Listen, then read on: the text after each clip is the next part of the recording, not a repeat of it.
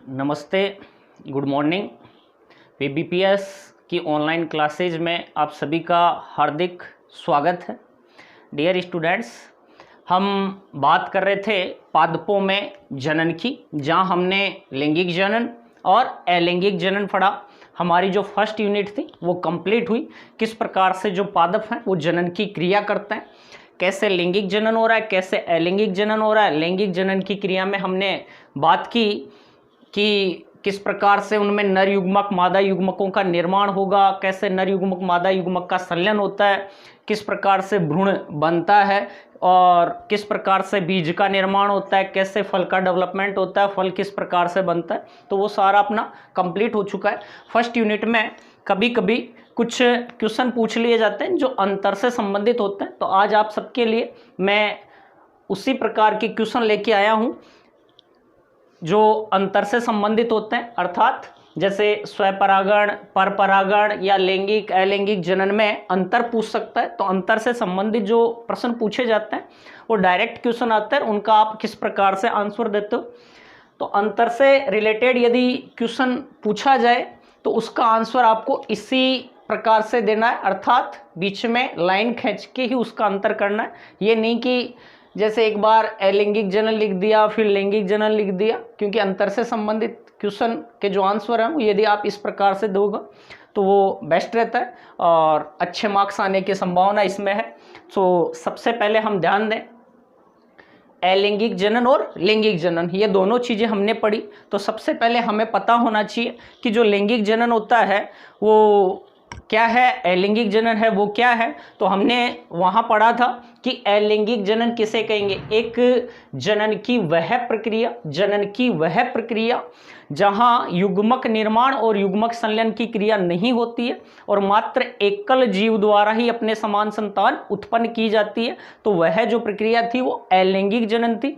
अलैंगिक जनन की क्रिया में कोई अर्धसूत्री विभाजन नहीं होता है, अर्थात युग्मक निर्माण हो ही नहीं रहा, तो वहाँ अर्धसूत्री विभाजन की कोई आवश्यकता नहीं है। तो पहला जो अंतर हम देखें, पहला अंतर है एकल जनक से नया जीव बनता है। अलैंगिक जनन की क्रिया में केवल एक जनक से नई संतति का क्या हो रहा है, निर्माण हो रहा है। एक अकेला जीव ही अपने समान नई संतति को क्या कर सकता है, उत्पन्न कर सकता है।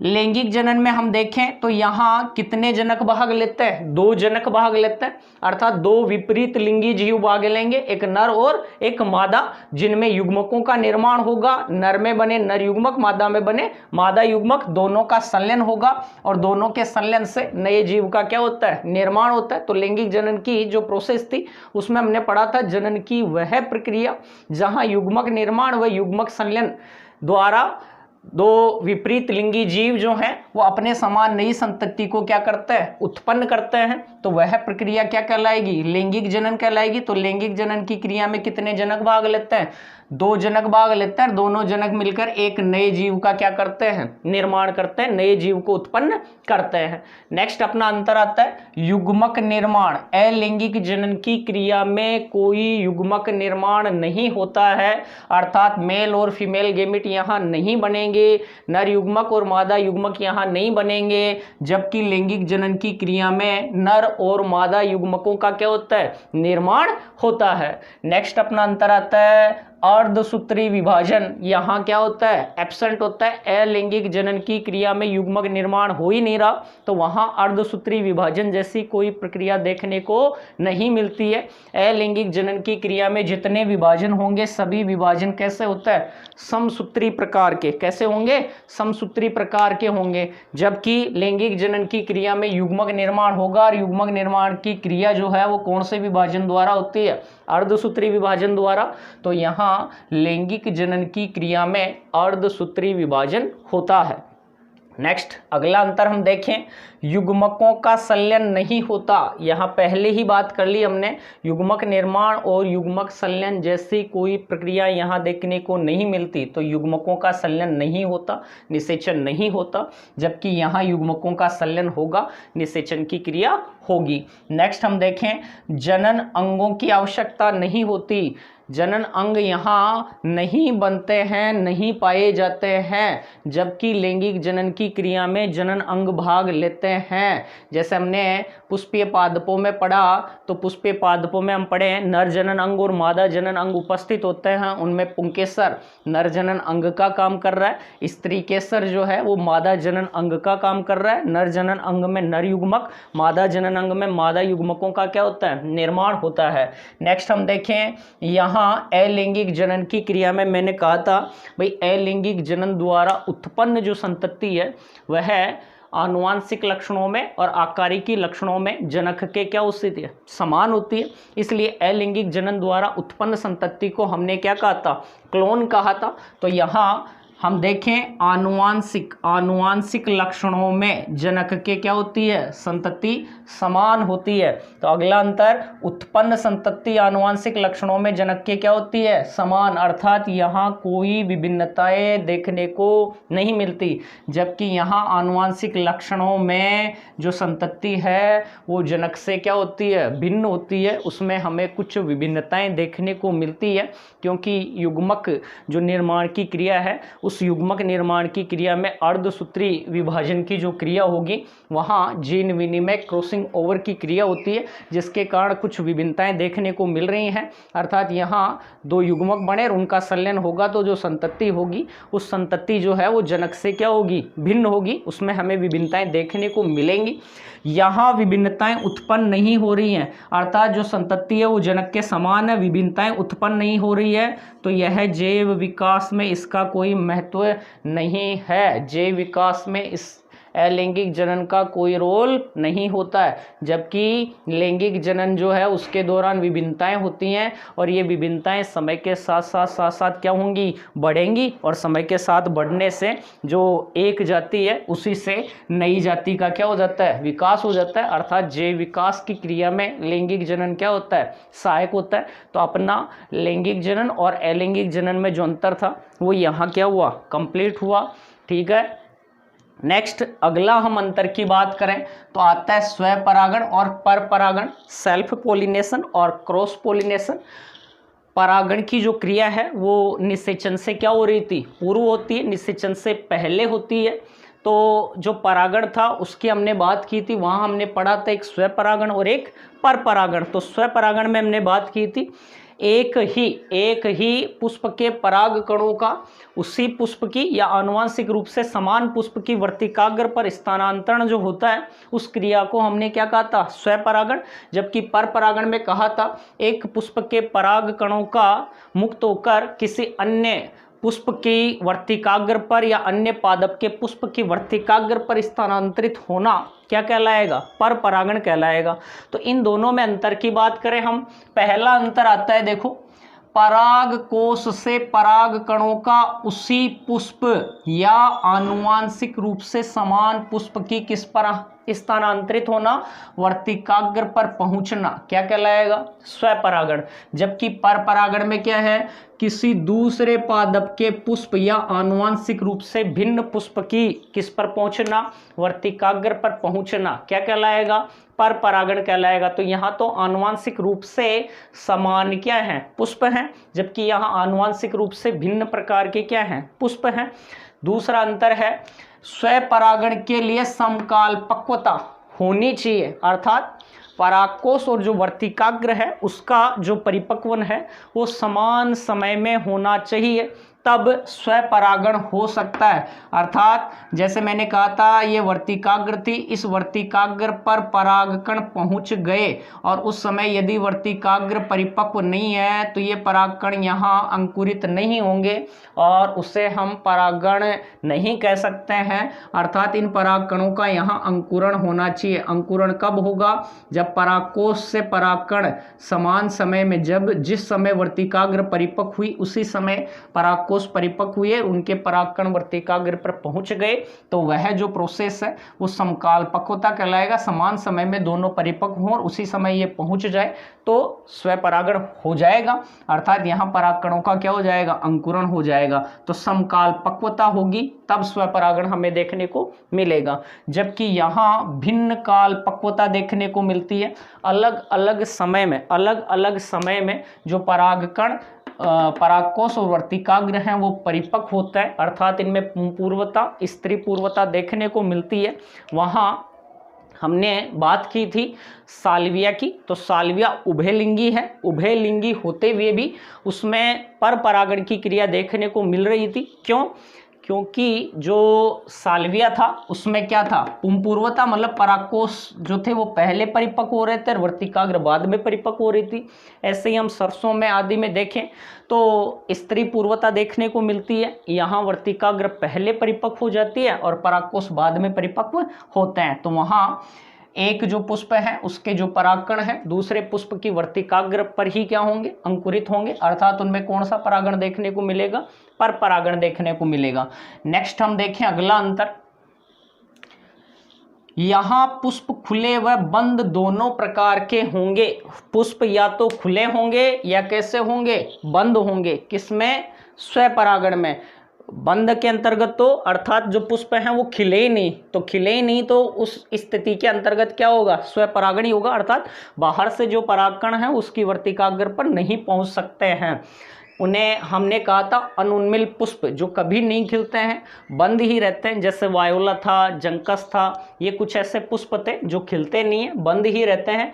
इसके अलावा खुले जो पुष्प हैं जिनमें समकाल पक्वता मिलेगी, उनमें कौन सा परागण होगा, स्वपरागण। यहाँ पर परागण की क्रिया केवल और केवल कैसे पुष्पों में होगी, खुले हुए पुष्पों में ही होगी, अर्थात बंद होंगे तो दूसरे पुष्प के परागकण उनकी वर्तिकाग्र पर नहीं पहुंच पाएंगे और उस स्थिति में कभी भी पर परागण देखने को नहीं मिलेगा। अर्थात पर परागण की क्रिया के अंतर्गत जो पुष्प हैं वो हमेशा कैसे रहेंगे, खुले रहेंगे, जबकि यहाँ खुले भी रह सकते हैं और कैसे हो सकते हैं, बंद हो सकते हैं।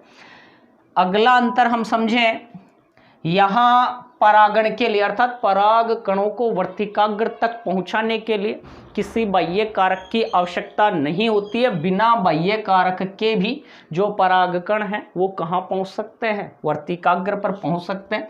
जबकि यहाँ हमें पराग कणों को वर्तिकाग्र तक पहुंचाने के लिए बाह्य कारकों की क्या पड़ती है, आवश्यकता पड़ती है। जैसे वायु है, जल है, कीट पतंग आदि कोई भी माध्यम हो सकते हैं, उन माध्यमों के द्वारा ही जो परागकण है वो कहाँ तक पहुंचेंगे, वर्तिकाग्र तक पहुंचेंगे।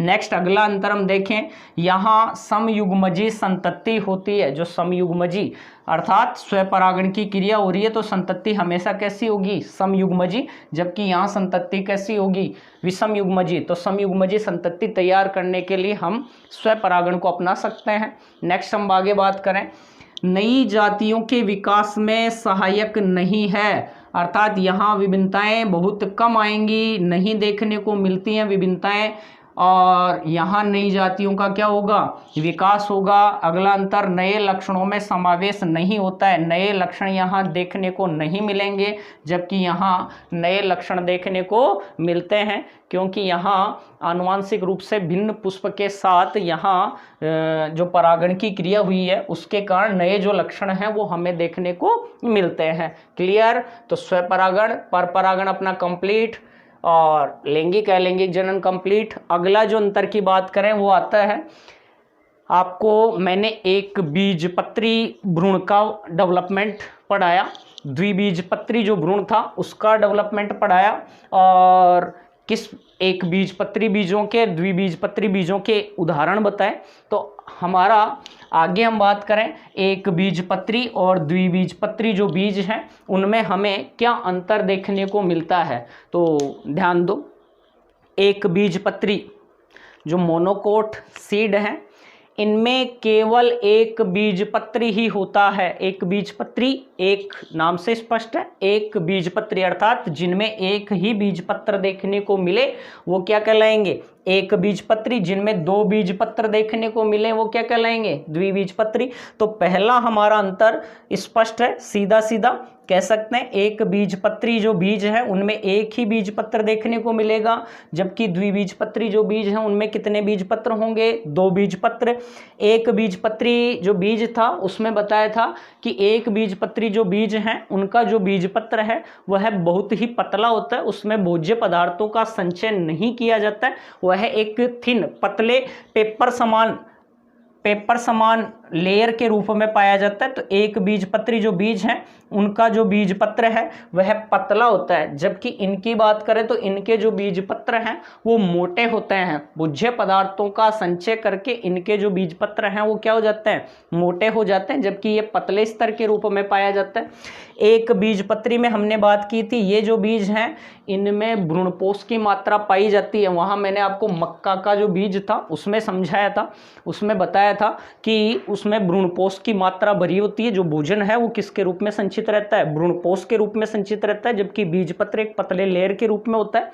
यहाँ हम बात करें तो ये जो है ये अभ्रूणपोषी होते हैं, भ्रूणपोष नहीं है। भ्रूणपोष जो था उनसे जो भी भोज्य पदार्थ हैं उनका जो संचय है वो किसमें हो गया, बीजपत्रों में।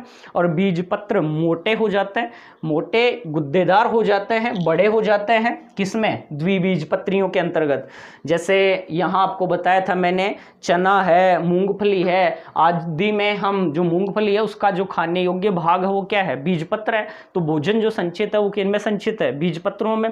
बीज अंकुरण के समय जो नवोद्भिद को प्रारंभ में जो भोज्य पदार्थ मिलेगा, पोषण मिलेगा, वो किससे मिलेगा, बीजपत्रों से मिलेगा। नेक्स्ट आगे हम देखें, एक बीजपत्री जो बीज था उसमें एक महत्वपूर्ण चीज बताई थी आपको, प्रांकुर चोल, और क्या बताया था, मूलांकुर चोल। तो एक बीजपत्री जो बीज थे उनमें जो प्रांकुर और मूलांकुर होते हैं, प्रांकुर एक पतले लेयर प्रांकुर चोल द्वारा ढका होता है, जो मूलांकुर होता है वो पतले लेयर मूलांकुर चोल द्वारा ढका होता है। जबकि यहाँ प्रांकुर चोल और मूलांकुर चोल जैसी कोई संरचना हमें देखने को नहीं मिलती है। यहाँ प्रांकुर चोल और मूलांकुर चोल नहीं देखने को मिलता है। आगे हम देखें, मूलांकुर कुछ समय बाद समाप्त हो जाता है और उसके स्थान पर अपस्थानिक क्या निकल के आती हैं, जड़ें निकल आती हैं, जो पौधे के विभिन्न भागों से निकलती हैं। तो एक बीजपत्री जो बीज थे उसके अंतर्गत अपस्थानिक क्या निकलती हैं, जड़ें निकलती हैं। मूलांकुर कुछ समय बाद में समाप्त हो जाता है, वो एक प्राथमिक मूल का क्या नहीं करता है, निर्माण नहीं करता है, और अलग अलग स्थानों से अपस्थानिक क्या निकलती हैं, जड़ें निकलती हैं। किसमें, एक बीजपत्रियों में। जबकि द्विबीजपत्रियों में ऐसा नहीं होता है। द्विबीजपत्रियों में जो मूल है वो वृद्धि करके एक प्राथमिक किसका निर्माण करती है, मूल का निर्माण करती है।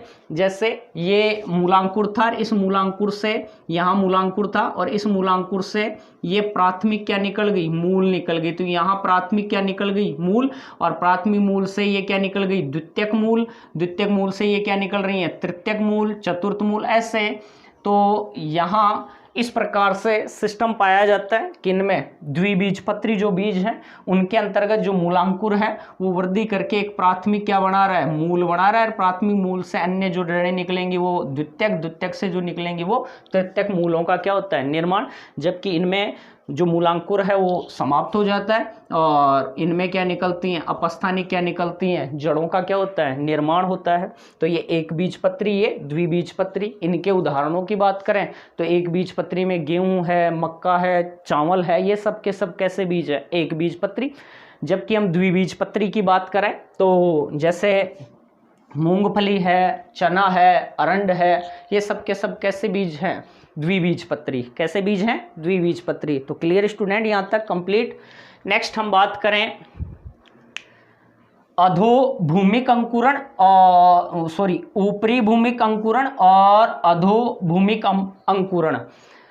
एक तो बताया था एपिकोटाइल, एक बताया था हाइपोकोटाइल। तो ऊपरी भूमिक अंकुरण और अधोभूमिक अंकुरण, इनकी बात करें तो ऊपरी भूमिक अंकुरण के अंतर्गत तो हमने क्या पढ़ा था, ऊपरी भूमिक अंकुरण में हमने पढ़ा था कि ऐसा अंकुरण जब बीज का अंकुरण होता है तो बीज अंकुरण के समय जो बीजपत्र है वह भूमि से क्या हो जाता है, बाहर आ जाता है। और भूमि से बाहर आकर वह क्या करता है, प्रथम जो पत्तियां हैं उनका क्या करता है, निर्माण करता है। तो उससे हमने क्या कहा था, ऊपरी क्या कहा था, भूमिक अंकुरण कहा था। बीज अंकुरण के समय जो बीजपत्र हैं वह बीजपत्र भूमि से क्या आ गए, बाहर आ गए, और बाहर आकर प्रथम जो पत्तियां हैं उनका निर्माण करते हैं, जो मोटी गुद्देदार होती, जिन्हें बीजपत्री क्या कहा था हमने, पत्तियां कहा था। जैसे ये हमने अरंड में समझा था, ऐसे जब ये अंकुरित होता है तो ये अंकुरित होता है तो इसके अंतर्गत क्या हो रहा था, इसके अंतर्गत हम देखें तो जो बीजपत्राधार था, उस बीजपत्राधार की जो ग्रोथ थी वो बीजपत्राधार की वृद्धि क्या हो रही थी, अधिक हो रही थी, और उसके कारण जो पूरे के पूरे जो बीजपत्र थे वो भूमि से क्या आ गए थे, बाहर आ गए थे इस प्रकार से। और ये भूमि से बाहर आकर प्रथम जो बीजपत्री पत्तियां थी उनका क्या कर रहे थे, निर्माण कर रहे थे। ठीक है, तो ये प्रथम बीजपत्री पत्तियां बनाते हैं। तो सीधा सीधा हम ये कहें कि बीज अंकुरण के समय जो बीजपत्र हैं वो भूमि से क्या आ जाते हैं, बाहर आ जाते हैं, और बाहर आकर प्रथम पत्तियों का क्या करते हैं, निर्माण करते हैं। यहाँ हम देखें जो बीजपत्र हैं वो अंकुरण के समय भूमि से बाहर नहीं आते हैं, अर्थात भूमि के कहाँ रहते हैं, अंदर ही रहते हैं। तो उन्हें हम क्या कहेंगे, अधोभूमिक अंकुरण कहेंगे। क्या कहेंगे, अधोभूमिक अंकुरण। जैसे दालों में आदि में हमें अधोभूमिक क्या देखने को मिलता है, अंकुरण देखने को मिलता है।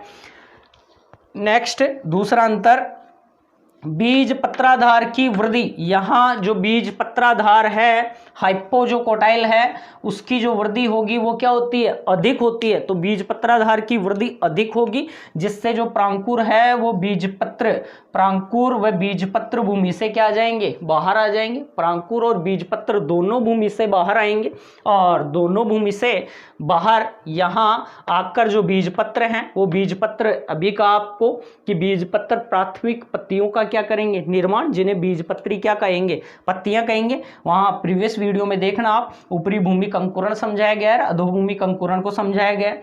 दूसरा हम देखें बीजपत्राधार की वृद्धि के समय, यहाँ बीजपत्राधार की वृद्धि क्या हो रही है, कम होती है, जबकि यहाँ बीजपत्राधार की वृद्धि क्या होती है, अधिक होती है। तो बीजपत्राधार की वृद्धि क्या हो रही है, कम हो रही है, जिसके कारण जो बीजपत्र हैं वो कहाँ रह जाएंगे, भूमि के अंदर ही रह जाएंगे, वो भूमि से बाहर नहीं आ पाएंगे। इसके अलावा अगला अंतर हम देखें, बीजपत्रोपरिक की वृद्धि नहीं होती है। बीजपत्रोपरिक एपिक जो कोटाइल है उसकी वृद्धि नहीं होती, जबकि यहाँ एपिकोटाइल की वृद्धि अधिक होती है। तो एपिकोटाइल अधिक वृद्धि करके, बीजपत्रोपरिक अधिक वृद्धि करके बाहर आ जाता है, जबकि बीजपत्रों को कहाँ छोड़ देगा, अंदर ही छोड़ देगा। तो यहाँ एपिकोटाइल की वृद्धि अधिक होगी, जिसके कारण ये प्रांकुर को बाहर निकाल लेगा, जबकि बीजपत्र कहाँ रह जाएंगे, भूमि के अंदर ही रह जाएंगे। यहाँ बीजपत्र प्रथम पत्तियों का क्या कर रहे हैं, निर्माण, जबकि यहाँ जो बीजपत्र हैं वो प्रथम पत्तियों का क्या नहीं करते हैं, निर्माण नहीं करते हैं। तो ये अपने जो अंतर थे कुछ वो कंप्लीट हुए। एक बार इनका आप स्क्रीनशॉट ले लें ताकि आप इन्हें आसानी से क्या कर सके, अपनी नोटबुक में उतार सके।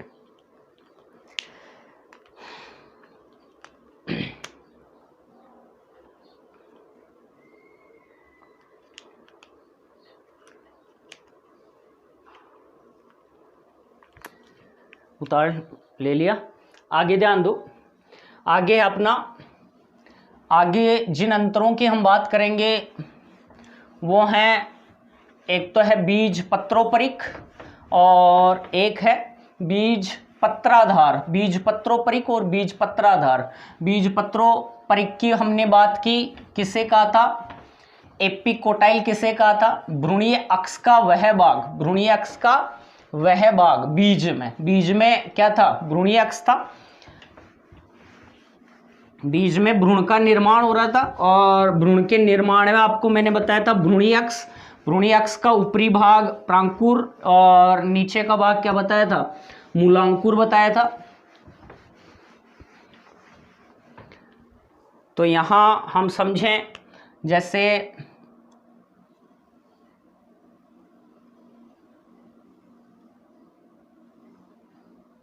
ये एक द्विबीजपत्री क्या है, बीज है, जिसमें ये तो थे क्या, बीज पत्र, क्या थे, बीज पत्र। ये पूरा का पूरा क्या है, भ्रूणीय क्या था, अक्ष था। तो इस पूरे भाग को हम कहें भ्रूणीय अक्ष, एम्ब्रियोनिक एक्सिस, भ्रूणीय अक्ष। तो हम पहले सबसे पहली चीज जाने बीजपत्रोपरिक क्या है। भ्रूणीय अक्ष का वह भाग, भ्रूणीय अक्ष का वह भाग, देखो ऊपर तो यहाँ भ्रूणीय अक्ष में यहाँ तो क्या है, प्रांकुर, और यहाँ क्या प्रेजेंट है, मूलांकुर, क्या उपस्थित है, मूलांकुर। तो ये पूरा का पूरा भ्रूणीय अक्ष है। इस भ्रूणीय अक्ष का वह भाग जो बीजपत्रों, किसको, बीजपत्रों से क्या है, जुड़ा हुआ है। भ्रूणीय अक्ष का वह भाग भ्रूणीय अक्ष का वह भाग जो बीजपत्रों और प्रांकुर, बीजपत्रों और प्रांकुर को जोड़ता है, ये पूरा का पूरा भाग क्या कहलाएगा? बीजपत्रों परिक। और भ्रूणीय अक्ष का वह भाग, भ्रूणीय अक्ष का वह भाग जो मूलांकुर तक पाया जाता है, बीजपत्रों से लेकर कहाँ उपस्थित है? मूलांकुर तक उपस्थित है, वो क्या कहलाएगा? बीजपत्राधार कहलाएगा, हाइपोकोटाइल कहलाएगा। तो ये पूरा का पूरा भाग क्या है? बीजपत्राधार। दूसरा अंतर हम देखें बीजपत्रोपरिक में, तो बीजपत्रोपरिक जो है उसके शीर्ष पर क्या उपस्थित है? पूरा प्रांकुर उपस्थित है, जबकि बीज पत्रा जो धार है उसके शीर्ष पर यहाँ उसके नीचे क्या उपस्थित है? मूलांकुर। तो ये अंत में कहाँ समाप्त हो रहा है? मूलांकुर में। ये कहाँ समाप्त होता है? प्रांकुर में। तो बीजपत्रोपरिक कहाँ समाप्त होगा? मूलांकुर में। बीजपत्राधार कहाँ समाप्त होगा? बीजपत्रोपरिक तो कहाँ समाप्त होगा? प्रांकुर में। और बीजपत्राधार कहाँ समाप्त होगा? मूलांकुर में। ये इनमें हम अंतर कर सकते हैं। नेक्स्ट हमारा अंतर है, एक आता है प्रांकुर चोल और एक आता है मूलांकुर चोल। प्रांकुर चोल और मूलांकुर चोल किसे कहेंगे? प्रांकुर चोल और एक आता है मूलांकुर चोल।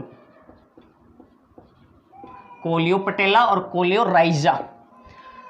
यहाँ जब एक बीजपत्री और द्विबीजपत्री जो भ्रूण समझाए थे, उनका डेवलपमेंट पढ़ाया था, उस समय बताया था कि जो प्रांकुर चोल और मूलांकुर चोल जैसी संरचनाएं थी वो केवल एक बीजपत्री भ्रूण में ही देखने को मिलती है, द्विबीजपत्री में देखने को नहीं मिलती है। तो प्रांकुर चोल की बात करें तो प्रांकुर चोल प्रांकुर को ढकने वाला, प्रांकुर को ढकने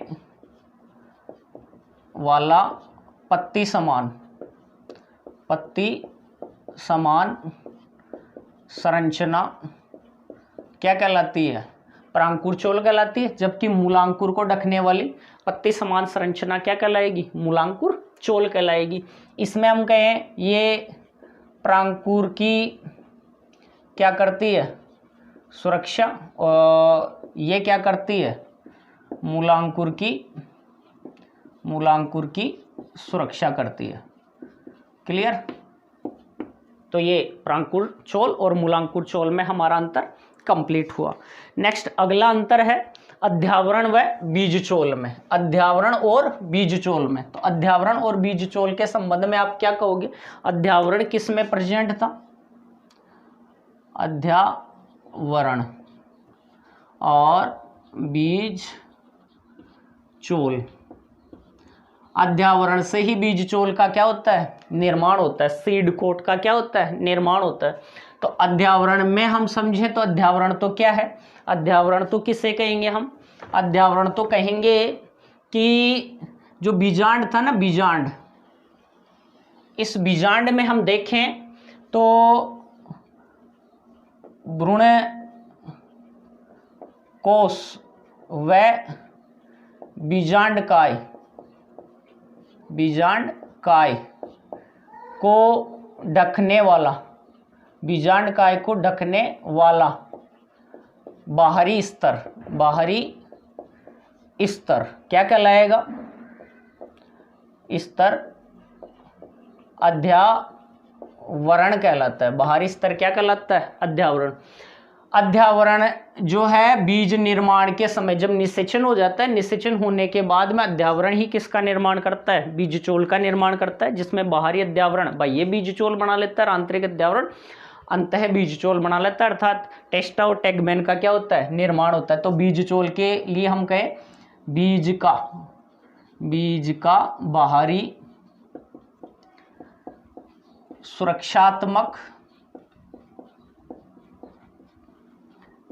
बाहरी सुरक्षात्मक आवरण क्या कहलाएगा?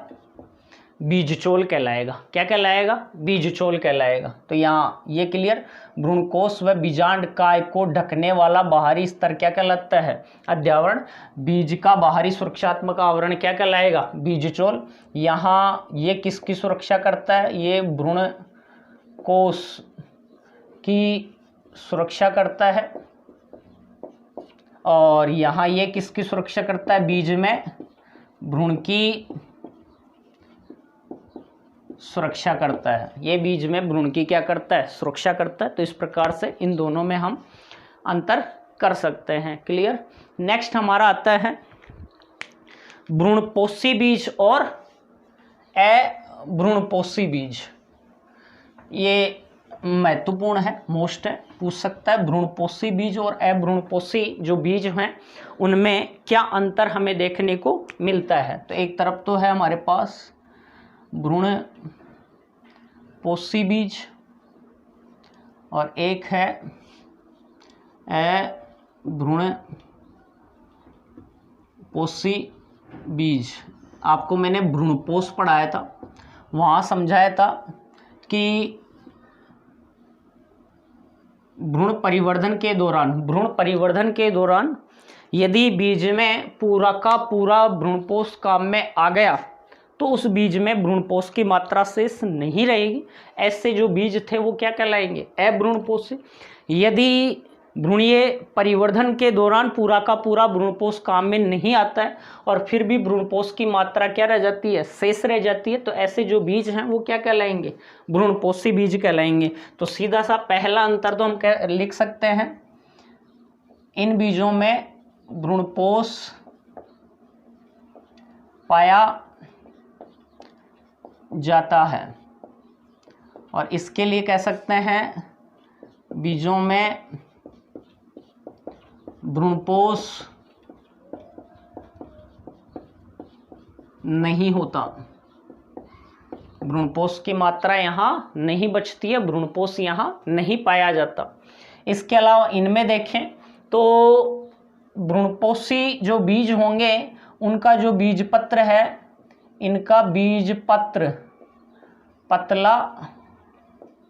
पतला पेपर कागज, पतला कागज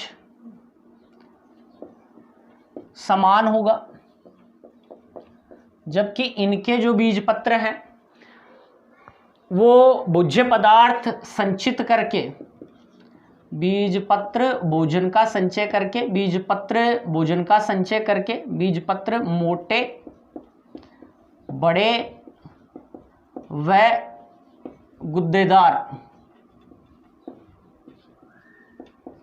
बीजपत्र मोटे, बड़े व गुद्देदार हो जाएंगे। भोज्य पदार्थ का संचय करके इनके जो बीजपत्र होंगे, बीजपत्र में भोजन का संचय होता है क्या? संचय नहीं होता। पहले ही बता दिया, ये एक पतले स्तर के रूप में है और इनमें बीज पत्रों में भोजन का क्या हो रहा है? संचय होता है। इनमें बीज पत्रों में भोज्य पदार्थ जो थे उन भोज्य पदार्थों का यहाँ क्या हो जाएगा? संचय हो जाएगा।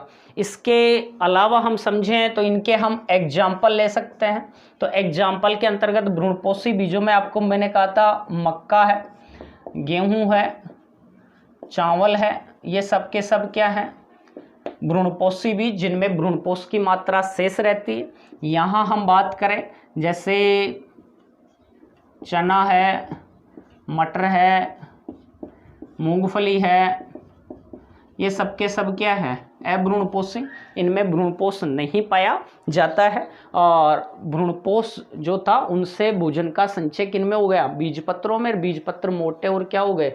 गुद्देदार। जबकि इनमें जो बीजपत्र हैं वो पतले कागज समान लेयर के रूप में होते हैं, जिनमें भोजन का क्या नहीं होता है? संचय नहीं होता। तो ये हम भ्रूणपोषी और अभ्रूणपोषी जो बीज हैं उनमें क्या कर सकते हैं? अंतर कर सकते हैं। ये हमने पढ़ ही लिया, ऊपरी भूमिक अंकुरण और अधोभूमिक अंकुरण पढ़ ही लिया। देखें तो कभी कभी यहाँ से भी क्वेश्चन पूछ लेता है।